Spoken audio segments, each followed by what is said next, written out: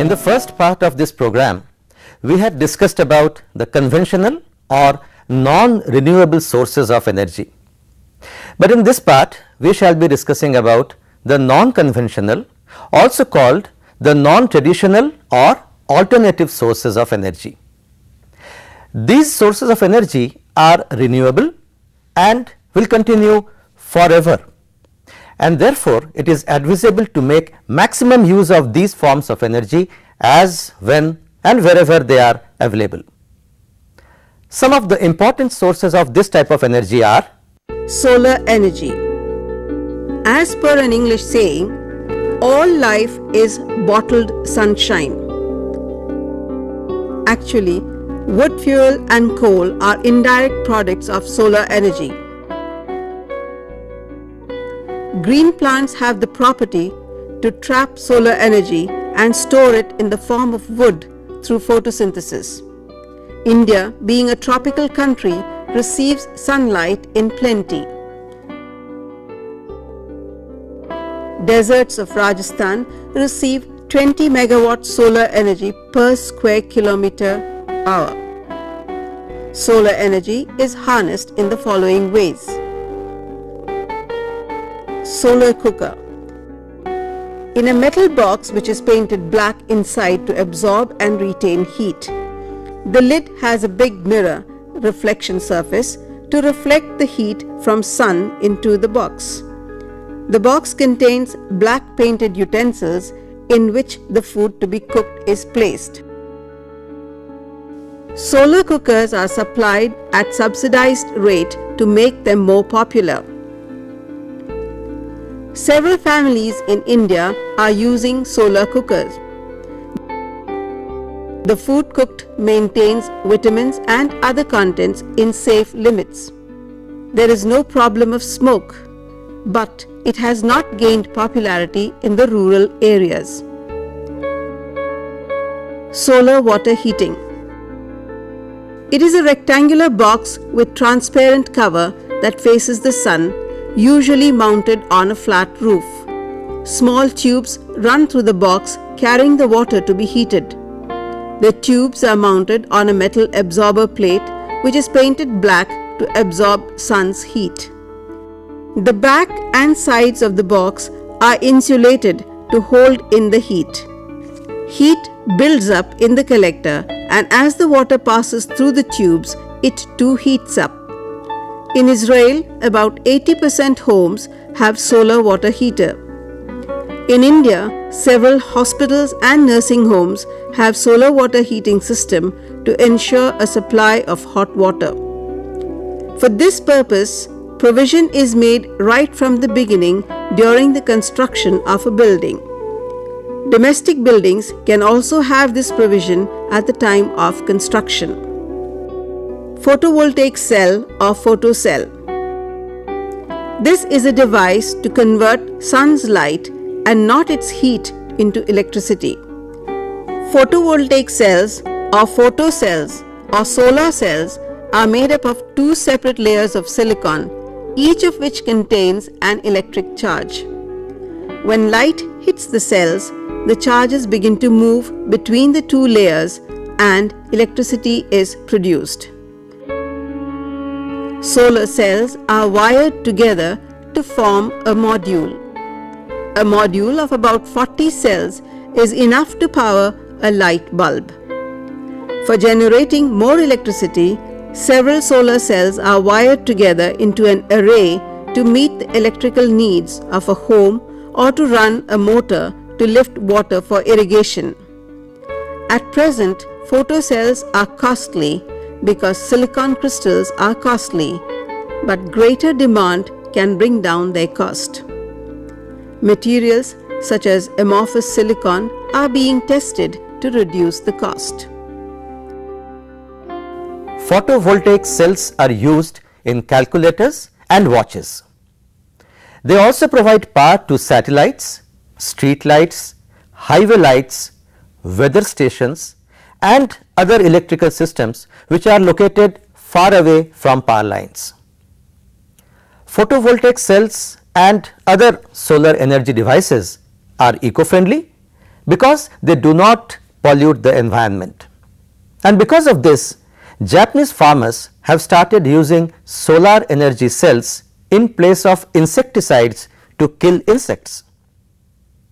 But of course, photovoltaic cells and other solar energy devices will work only when the sun is shining, and thus they need batteries to store the electricity. Government of India has declared 150 villages as Urja Grams. These villages have solar street lights which are run by photovoltaic cells. Solar thermal electric power. Solar radiation can produce high temperatures which can generate electricity. Deserts are considered as the most suitable sites for generating solar thermal electric power because they have low levels of cloud cover with little scattered radiations. Mirror energy.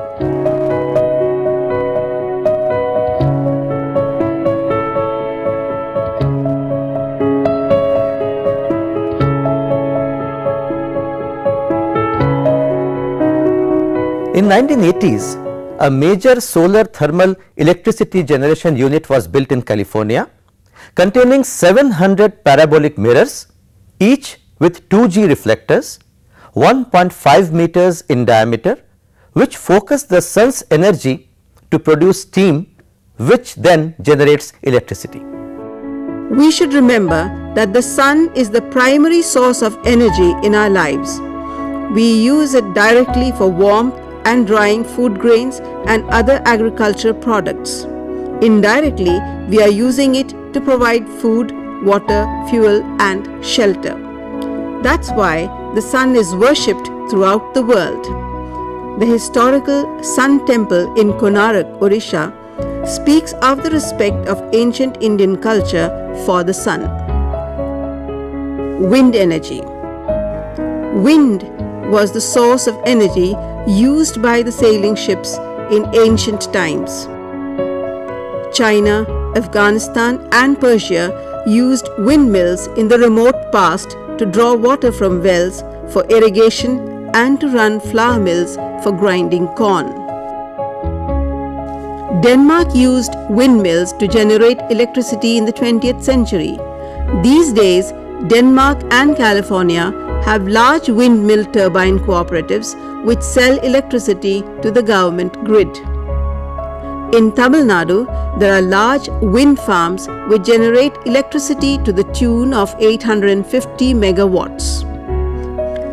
In India, mountaintops and coastal areas have high velocity of wind, hence windmills are installed in such places. Wind power is basically the function of wind speed. A windmill is fitted with 3 blades at its top, which move due to the wind currents. This energy enters the generator to which these blades are connected. The generator converts wind energy to electrical energy.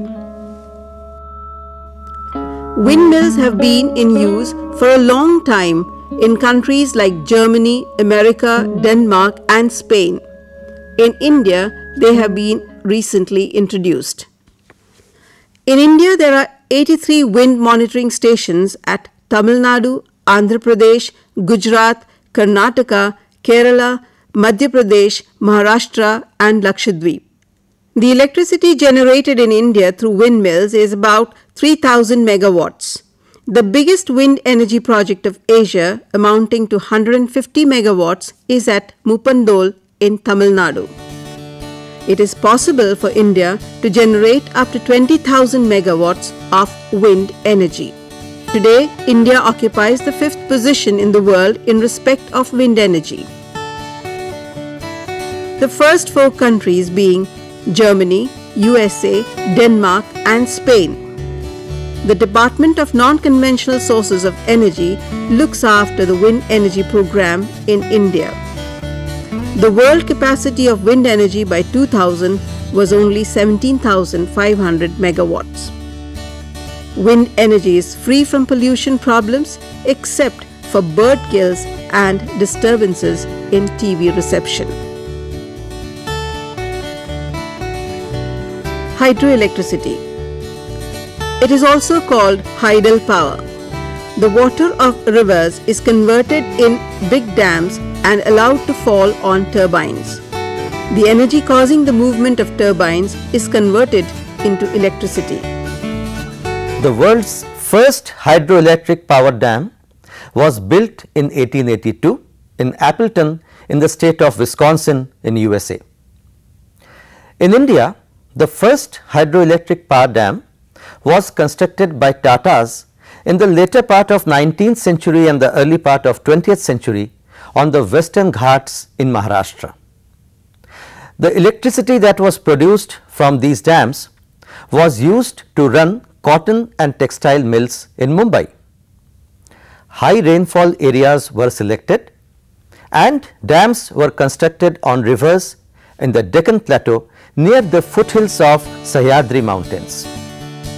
In free India, several dams have been built by the government. The Bhakra Nangal was built in Punjab and the Hirakud in Orissa. In Mysore, a big dam was built on the Krishna river under the engineering skills of Sri Vishveshwaraya. These days, practically every state has one or more dams. Madhya Pradesh has the Sardar Sarovar Dam, the Bargi Dam, the Tawa Dam, the Gandhi Sagar Dam and the Narmada Sagar Dam on the Narmada River. Dams supply electricity and water for irrigation. It is due to the Bhakra Nangal Dam that Punjab has become the granary of wheat. Due to the Narmada Sagar Dam, the future of Nimar is going to change. Agricultural land has already become costly in these places.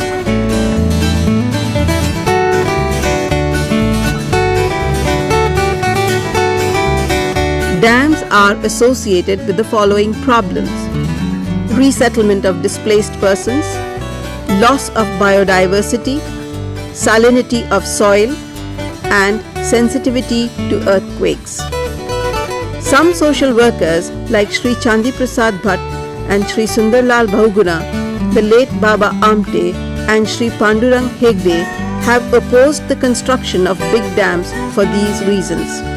It is therefore advisable to construct small dams with small hydroelectric generation units.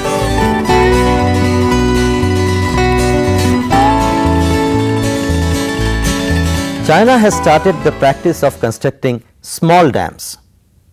There are 60,000 small dams in China, generating about 13,250 megawatts of electricity, which meets the demand of electricity in China to the extent of 30%.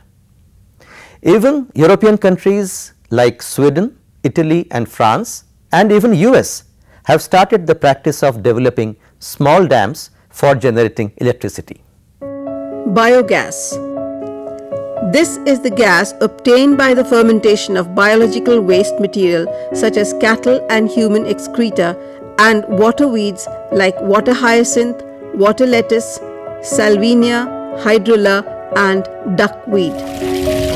Biogas obtained from cattle dung and human excreta and piggery refuse is called gobar gas. Gobar gas is a mixture of 63% methane, 30% carbon dioxide, 4% nitrogen and 1% hydrogen sulfide along with traces of hydrogen, oxygen and carbon monoxide. Methane, being a combustible source of energy, can be used for cooking food or even for being converted into electricity. Methane was named as marsh gas by Volta in 1776 as it was seen coming out of marshy places like rice fields. Methane is also known as Clar gas, sewerage gas, fool's gas and biofuel. 2 to 3 cattle heads can produce enough gobar gas to provide cooking energy for a family. About 10 types of gobar gas plants are available. Every gobar gas plant has a digester. 5 to 6 kg of cattle dung is mixed with a bucket of water, and this mixture is poured into the digester of the gobar gas plant. Fermentation takes place due to bacteria, and the gas is collected in a dome from which it is supplied to the kitchen through a pipeline. In the kitchen, it can be converted into fire in a gas burner just like LPG gas. One of the greatest merits of gobar gas is its versatility. Apart from cooking food, it can also be used for lighting, power generation, running refrigerators or tube well pumps, etc. A country like Denmark produces 15,000 megawatts of electricity from 15 farmers' cooperatives. The material left after the extraction of gas from gobar or cattle waste is called spent slurry, which is very good manure rich in NPK, nitrogen, phosphorus and potassium, which are designated as critical elements for the plant life. It also contains significant number of bacteria useful to crops. Countries like India and China are trying to install tens of thousands of biogas plants in villages. In 1996, 2.18 million families in India were using biogas. In China, 20 million households are using biogas even today. Biogas plants need a lot of space for installation. Hence, it is more popular in villages. People in big cities cannot use it because obviously of shortage of space. By 2003, about 29 lakh gobar gas plants were installed in India. Biogas is devoid of smell and burns with a blue flame without smoke. Energy from solid waste. A lot of solid waste is produced in cities every day in the form of food waste, canning industry waste, maize cobs after threshing out grain, fish processing units and dairies. Altogether, it is called municipal waste. This can be decomposed and biogas liberated can be used for cooking food or converted into electricity. London has a plant which makes 30 megawatts of electricity a year from 4,20,000 tons of municipal waste, which supplies power to 50,000 families. In Germany, 25% of the landfills for garbage produce power from garbage. Japan uses 85% of its waste in a similar way, and France about 50%. Delhi has a plant to produce 3.75 megawatts of electricity, while Mumbai produces 6 megawatts electricity from solid waste. Some other places where solid waste is converted into electricity are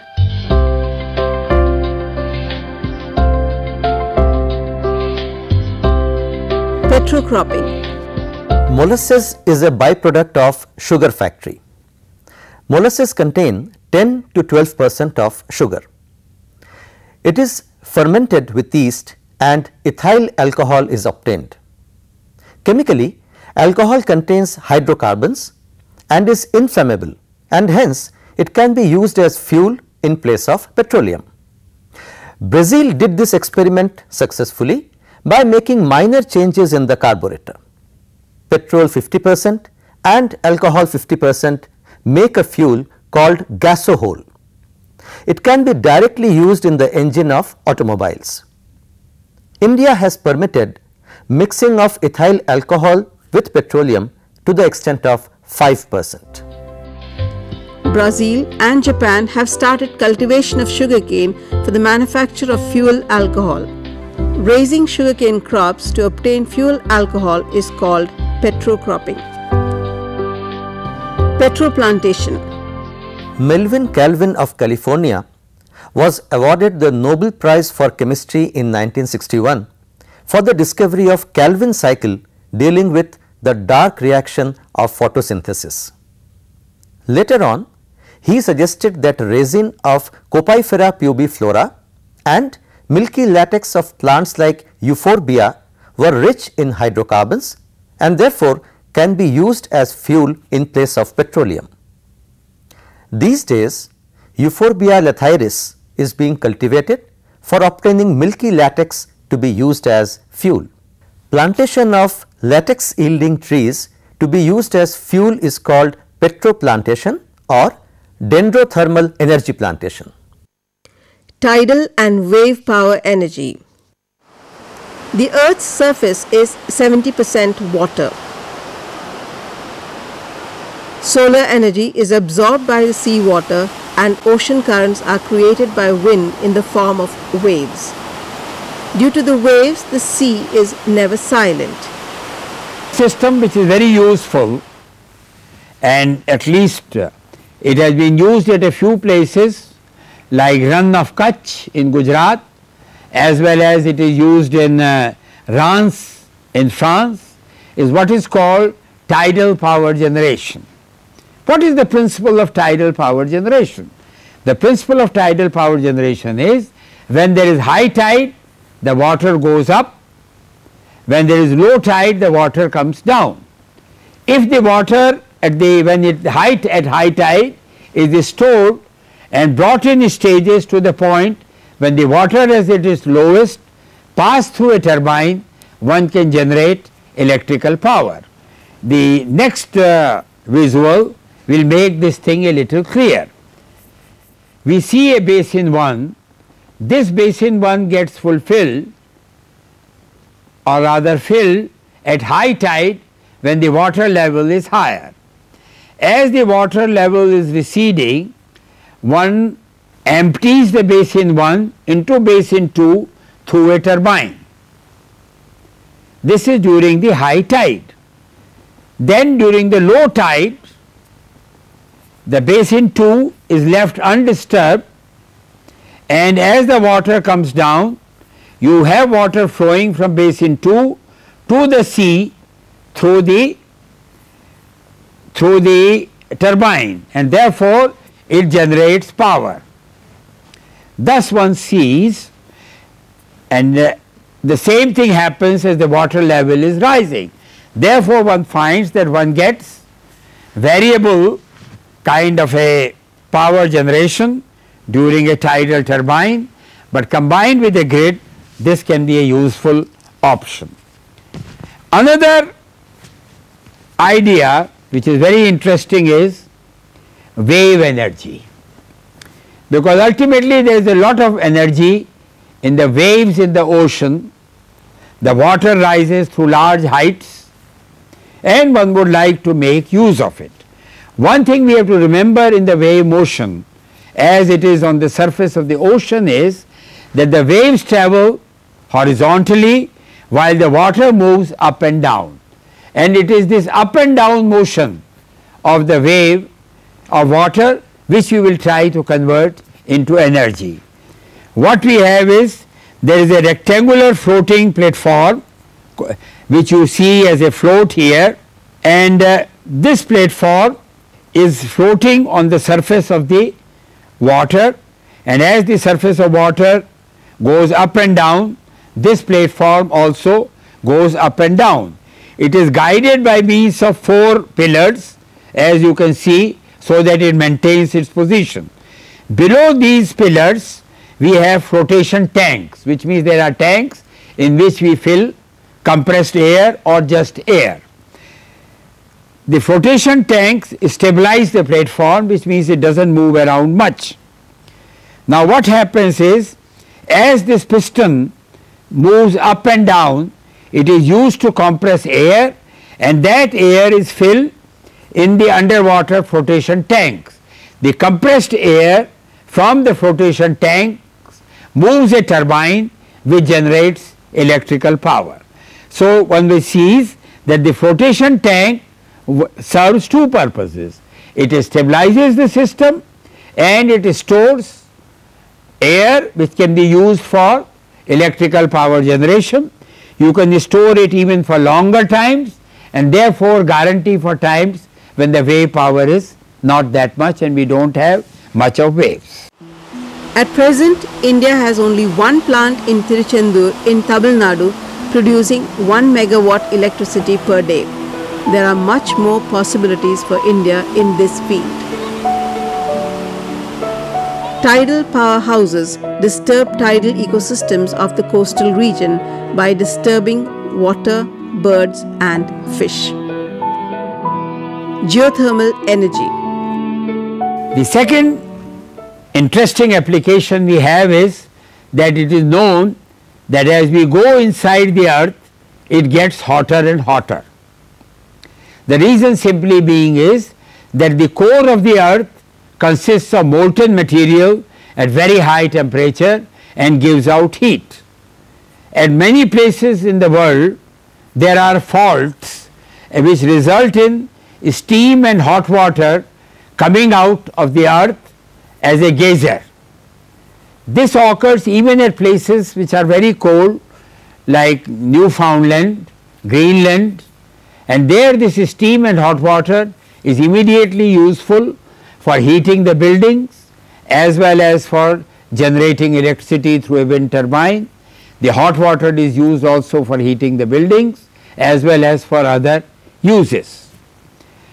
At places where there is no natural geothermal energy in form of steam and hot water, what can be done is that we force water on the hot rocks which are below to give out steam, and this gives us steam at a good temperature and pressure which can be used for many purposes. The use of geothermal energy is either as electricity or as a heat and for refrigeration purposes. In India, in Manikaran in Himachal Pradesh, a cold storage and a powerhouse are run by geothermal energy.